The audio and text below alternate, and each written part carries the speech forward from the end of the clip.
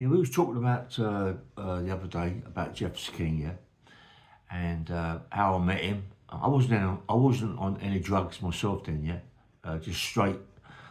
Been took a bit of Charlie now and again, but nothing over the top, yeah. And so Jeff used to work with me, bit of trouble. Then Jeff left, went somewhere else, and I hadn't seen Jeff for quite a bit of time, yeah. And one day I bumped into him. I said, "What are you up to, mate?" He said, "Not a lot, mate." I said, come work with me. I'll do a little bit of enforcer work. Do you fancy that?" He said, "Yeah, yeah, yeah." I said, "It's good money, mate." You know what I mean? He went, "Yeah," because he's quite impressive.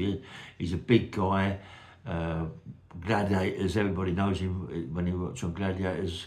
Glasses, don't know about the glasses, but he's a big, powerful guy, yeah.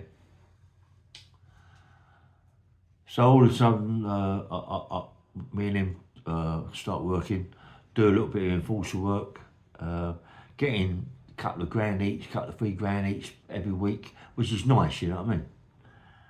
And one day, I had to do this big bit of work here, and we was going to get about 15, 20 grand each out of this, you know what I mean? And Jeff never showed up. I was gutted, you know, kept phoning him, nothing on his phone, just straight to the answer machine, leaving messages. And after a while, the messages got worse, you know what I mean? Anyway, he don't turn up, so I ain't going to go without Jeff, yeah? Me and him together, I ain't going to work without him. I've got no one to work with, really, to do it with me. So I'm looking for him, I can't find him. Don't forget, he's been earning a couple of 3 grand a week with me, or a couple of 3 grand a day. All depends what we're doing, yeah? So one day, just out of the blue, he comes looking for me, mate. And when I see him, I couldn't believe it, you know. I couldn't believe it how he looked. It just shocked me, mate. Only a couple of weeks, yeah. His face looked withered in, you know. I said, "What the fuck you been up to, mate?" You know what I mean? He didn't have a suit on or nothing. Just a pair of jeans, a pair of trainers, a t-shirt, still big, a big guy that looks really powerful, you know what I mean? I said, "What the?" And I wasn't on no drugs as such. Maybe a bit of coke, but crack was not even into my mind or nothing like that. Yeah, it's a longer later thing. Yeah.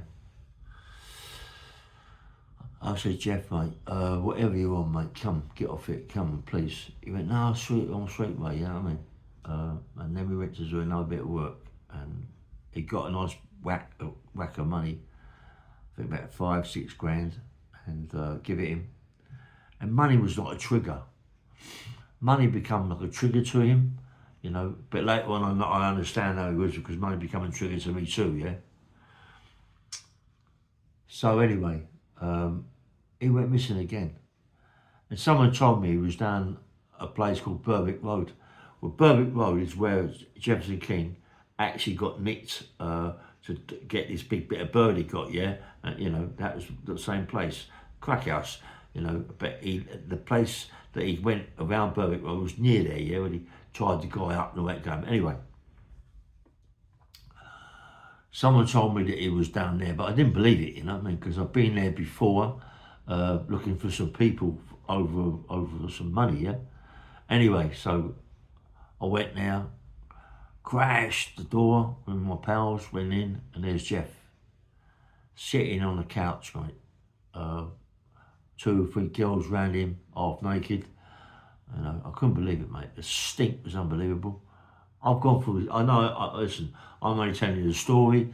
I've gone through all this myself, so it's a hypocritical, but it's a story, yeah, mate. And I could not believe what I see. You know, I went absolutely crazy. And don't forget, I hadn't seen Jeff again for a couple of 3 days, and he seemed to me as if he'd lost like weight after weight. It's just like draining off him, yeah. I said to him, "Right, come on." He wouldn't come with me, you know. To try and get him to come was virtually impossible, yeah. He went, "No, I'm all right. Let me be here and I'll find you, yeah." I said, "Look, I don't want you to work me no more, mate. This is like, I can't trust you, yeah. You know, I can't trust you, Jeff, no more, being around all these people on the gear. loose lips, mate, you know what I mean? No, I'm all right. Anyway, I let it go. What, month later, bash. I see him, mate. I see him, and it was like, I couldn't believe it. Anyway, I wound up getting bird put away, yeah? And I'm on my mind, I'm in the scrubs, and I'll get a job on the Conabare, which is a drugs unit, yeah? I'll get a pal of mine, he's called Terry Sharp, proper gangster Terry. I'll get him to work with me, get him a job. He comes up there, and he's with me, and all of a sudden, one day, about 2:30, 3 o'clock, I had to go to a drugs unit, which it was like first night centre, but there's a drugs unit in there too, yeah? Went over there, who's there? Jeff. I can't believe it, man. And I see him, and he looks in a bad way, but I'll actually get him on the Conabare. He's going to get there anyway, yeah? He come over, and he was like a mess, yeah? So in there, he couldn't get anything really hold of any drug, yeah? Methadone, there was only methadone, a few bits and pieces. You know, in there I used to see people take methadone, spit it in a cup, and then do the same thing in a teacup, and then later on sell it, you know, keep doing it, and then sell it. Anyway, Jeff was in there with me, and because I used to go to the gym every day, I got him to come with me. I asked the people on the drugs unit, can he come to the gym, yeah? Jeff wanted to come to the gym, yeah? He went to the gym, everybody was on him because he was Jefferson King Gladiators, yeah? And he had big shoulders, Jeff, and big arms, but because he's on his crack for a couple of months, he withered, it went. But mate, I used to train with him every day, yeah? I got him in the gym all the time. I couldn't get him a job. I tried to get him a job on the Conabare, but they wouldn't allow it, you know. They said, no, you can't get him on it, you know, because he's on methadone and this, that and the other. It's not a good thing, yeah. Anyway,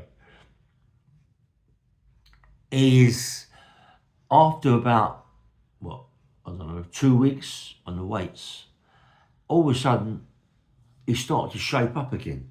It was crazy. It was like a pump. One morning I went in there, and he was like with me, and he was like really shaping up, big shoulders, the arms started coming back, and he was powerful, mate. He's so strong, Jeff, you know. Powerful man, yeah. Anyway, so I get a bit of bird, get a big bit of bird, and I go away, I come out, you know, and then things started changing for me. I started getting into the gym, getting more jobs. Anyway, and one day I was walking to my mate's gym in Acton, and I see Jeff walking towards me. He was huge, man. He's got himself back together again. He was huge, you know. And I thought, well done, Jeff, you know. But it's not all about Jeff. This is not all about Jeff, but I was pleased. But later on, obviously, I got nicked and got bird, you know, and it changed. And now, I don't know where he is. Someone told me that he's in a little bit of trouble. I don't know. I haven't heard nothing in the paper. I heard nothing on YouTube, nothing. So I just hope he's okay, yeah? Anyway. I moved to Kingston. I got plenty of money coming through the door. I got loads of money coming all the time. I'm absolutely minty with money. I do my place up. I've got all these mean pots, mean vases. I've got everything. My place is absolutely the business. I've got a beautiful woman, but it's like everything, isn't it? I used to go out with my pals, the clubs and all that game, and you know, like meeting girls, you know, just enjoying your life, you know, coming over late and saying, yeah, everything sweet babe and all that, but I'm an arsehole because there's me going with my women, you know, I'm an arsehole, isn't it? Coke, innit? They get me on the coke, I'm on the coke, and I'm all of a sudden, I'm getting on it really, really bad. I'm buying big bits to sell, but not only am I buying big bits to sell, I'm also taking my own bit out for me, my personal bit. So you're nicking maybe a couple of ounces of every one you're doing. So when you're nicking that sort of weight and you're putting it away for you, it becomes a right bad habit now. All of a sudden, your mate, I mean, my mate used to come over from Wolverhampton, yeah, and I used to sit on this big table out in my kitchen. My kitchen was massive. I used to sit on my table in my kitchen, chuck him an ounce of Charlie. He'd chuck it back to me. We was on it all night, you know. Charlie, Charlie, Charlie, you know, all night. It's madness, yeah. She left because of the state I was getting in on the gear all the time. Anyway, it's like everything, innit? And there are people out there who are on coke now, yeah. This is just a little to try and educate you about something, yeah. Which maybe you don't have to be educated because you're already doing it, yeah. On the gear, and you go to clubs, meeting a nice girl. They're not really nice because they like the gear. That's what they're with you for. But because you're on the gear, loose lips, mate. Loose lips, start telling them this, telling them that, telling them everything, yeah? And you think to yourself, fucking hell, mate, I'm the same. I'm going out, getting these birds, taking them back, get a hotel, doing what I've got to do, you know, loose chat. You don't really know what you're telling them. One day, in bed, crash. Two bull mastiffs, a bulldog. They're going to kill you to get in my house, you know what I mean? But the old Bill took 25, 30 minutes to get through my front door. I can't believe it. I'm home, yeah. I'm by myself, but I've been on gear. I'm just trying to get a kip. I don't feel too good. And all I hear is a big noise. Crash, crash, crash. It's the old Bill coming through my front door. The dogs are going mad. They come in with these things to hook around the dogs' necks and all this, that and the other, right? So it gives me a bit of time. I just can't come straight in with the dogs like that, so I'm gone. I'll go straight into my wardrobe, straight into a cubby place where I can lock myself in it. They can't find it. It's all the architrave slips around the door. They can't fucking see it, yeah? I hear them come up the stairs. I've got this big cast iron staircase. I can hear it rattling, yeah? They're running up the stairs into my bedroom and they can't find me. One of the police officers, a big Larry cunt, he said, put his hands on my bed. It's still warm. He's in here somewhere. He ain't jumped out the window. He's in his bedroom. And they can't find me. So I think he must have got somehow, he's got out somewhere without us even seeing him. He must have got down the stairs. He's somewhere. So all of a sudden I hear him go down the stairs and gone. I'm thinking now, what, to come out of my little place and go. So I'll come out, put my trousers on, put a t-shirt on, just about to go down the stairs. I can hear the old Bill running in. He's upstairs. I'll go back into my little hiding place. And the old Bill there, he's saying he's behind the wardrobe. He's in there. He's behind the wardrobe. And it's whatever it was, I'm not saying, but I think it was something to do with my family, my girlfriend's family, that got me out, told them where I was, because no one else knew that well. Anyway, they said, we're going to smash it down, come out, yeah? So I'll come out. Well, they nicked me, right? But one of them been in my wardrobe, and he's found £500 in Scottish money, which I had deposit for a Porsche anyway. So cut a long story short, they take me to the Kingston police station, put me in the room with his 12 bill, and his 12 bill was half decent, you know what I mean? Said to me, listen, say nothing, mate, you know what I mean? There's no evidence, there's nothing, we ain't found nothing. Someone's put you in it, and that's it, just keep your mouth shut, bruv. And I did, and they let me go, yeah? And I thought to myself, it can only be one person, yeah? But what I done, I chucked the coke out in the garden, yeah? In a big chemist jars, them big old chemist jars, chucked it out in the garden. Goes out in the garden, picks it up, comes in the house, cut the lines, back again, back on it, and I'm silly, innit? Anyway, goes out, same thing again, birds, enjoying myself. And it, mate, it just comes to a stage all of a sudden, no one wants to work with you no more, mate. I'm getting good money, but no one wants to work with me. People don't want to work with me because loose lips sink ships, yeah? And that's what it was, loose lips sink ships, yeah?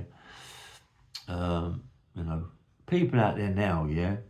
Or you're on coke or whatever it is, be careful, mate, you know what I mean? Be careful what you do, yeah? Because loose lips do sink ships, yeah? And, you know, we all, when we get nicked, wonder why we got nicked. And 9 times out of 10, it's down to us why we get nicked. Big mouths, yeah? You know, and to get a big bit of bird, you know, that's even worse, you know what I mean?